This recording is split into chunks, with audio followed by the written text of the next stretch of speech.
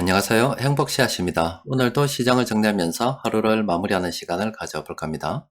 오늘 우리 시장은 코스피는 0.15% 강보합 마감이 됐고, 그리고 코스닥 같은 경우는 0.61% 하락 마감했습니다. 특히 외국인들이 코스피에서 2,400억 정도 순매수를 오늘도 했습니다. 오늘은 두 가지 정도 좀 살펴볼까 합니다.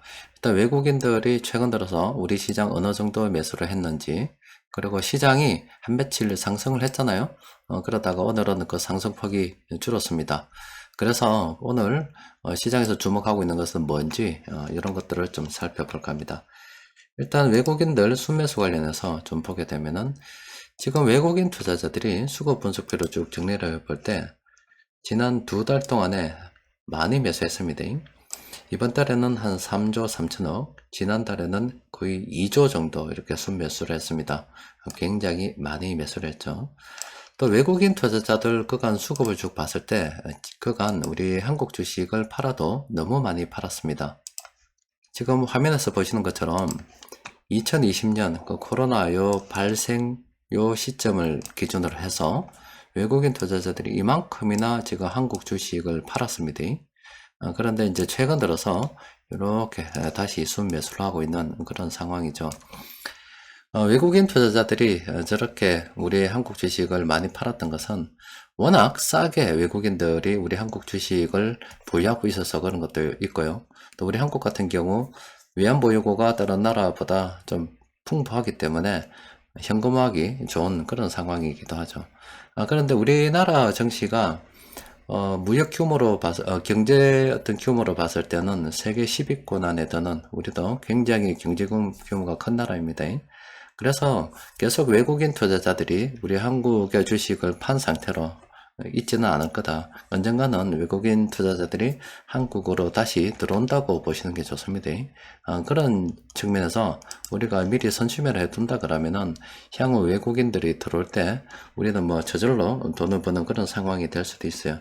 그래서 이 장기적 관점에서는 수급적으로 보더라도 우리는 형편되는 대로 물량을 계속 모아가는 게 좋겠습니다.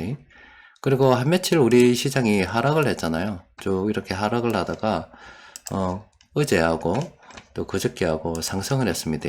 그러다가 오늘은 코스피가 이렇게 포합 상태로 마감이 됐는데, 자, 이렇게 시장이 최근에 이렇게 상승을 한 것은 그 전에 이렇게 급락이 너무 과했다. 이래서 균형을 맞춘다고 이 상승을 한 겁니다. 그런데 이 정도 되면은 균형점이 왔다. 이렇게 볼 수도 있는데, 지금 이제 올 때까지 온 거예요. 파월 연준 의장이 오늘 연설을 합니다. 그 파월 연준 의장 연설과 관련해서 여러 가지 의견이 분분합니다. 어떤 분석은 지금 현 시점에서 모두 다 파월 연준 의장 입을 보고 있는데, 파월 연준 의장이 그 두리뭉실하게 향후 경기 전망 또 금리 정책에 대해서 이야기를 하게 된다면 오히려 시중의 혼란만 가중시킬 거기 때문에 명확하게 뭔가 이야기를 할 거다, 이런 이야기도 있고, 또 이번에 분위기상 상당히 매파적일 거다, 이런 분석을 내놓는 데도 있습니다.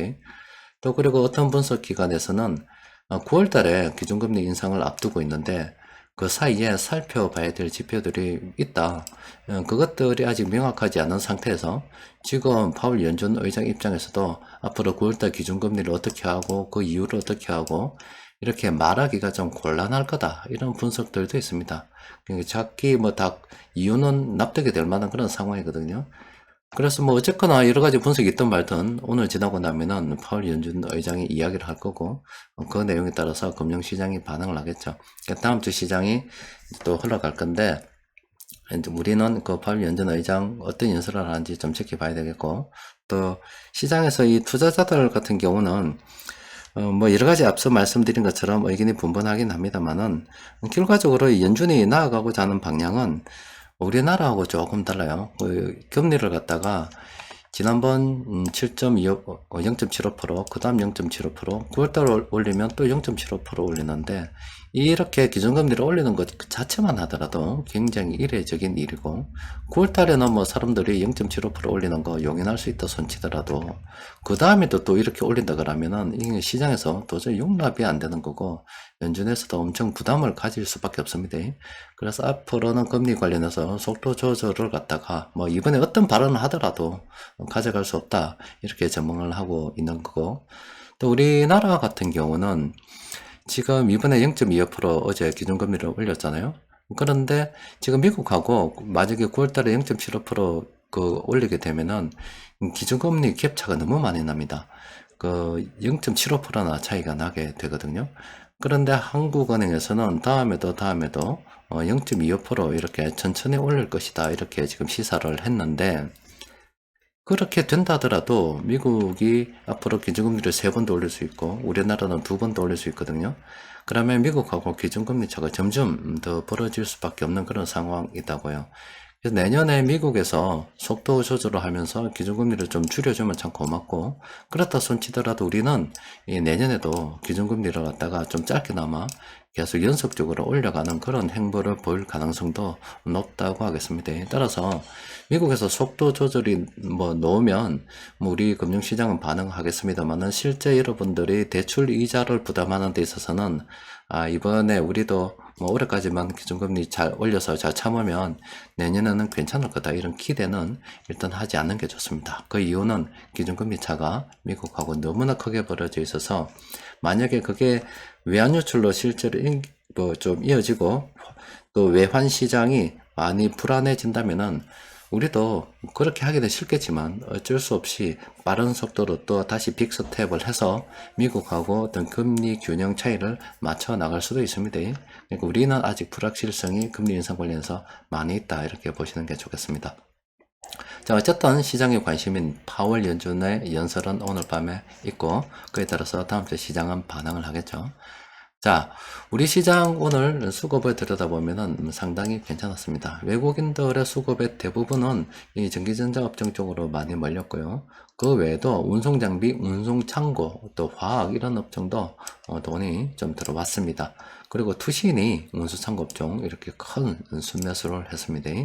또 사모펀드 쪽도 이렇게 큰 순매수를 했고, 또 금융투자 쪽도 오전 봤는데도 좋지 않았는데 지금 이렇게 그렇게 나쁘지 않았죠. 순매수가 많았습니다.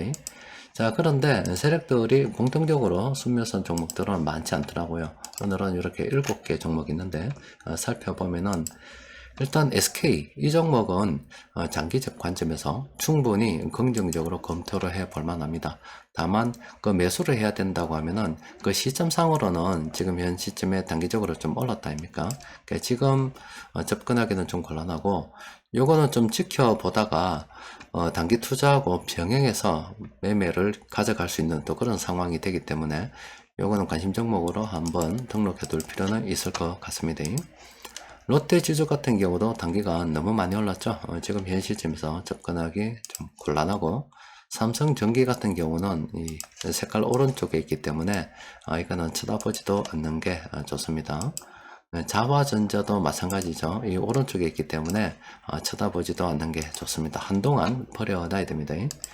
한진칼 같은 경우는 지금 참 추세가 참 어중간한데 이것도 한참 더 기다려야 되는 그런 상황입니다.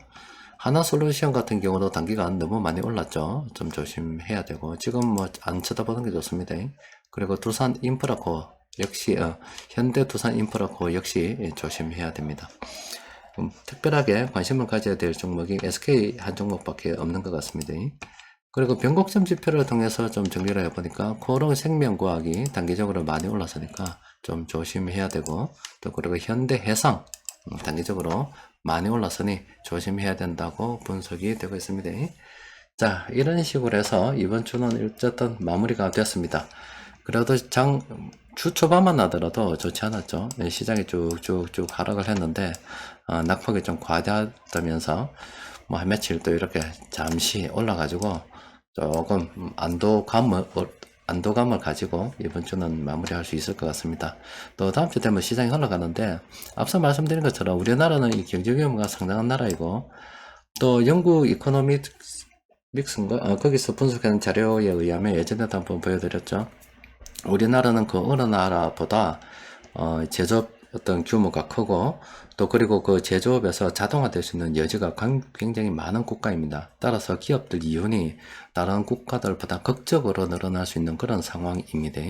따라서 외국인들이 지금 우리나라 주식을 팔고 빠져나가서 그 공백이 많은데 그런 공백에 우리가 형편되는 대로 물량을 쭉 모아둔다 그러면은 나중에 외국인들이 안 들어올 수가 없습니다. 기업의 이윤이 낼 수 있는 좋은 환경에 놓여 가지고 있는데 걔들도 일부러 우리 한국을 갖다 무시하고 넘어갈 수는 없겠죠.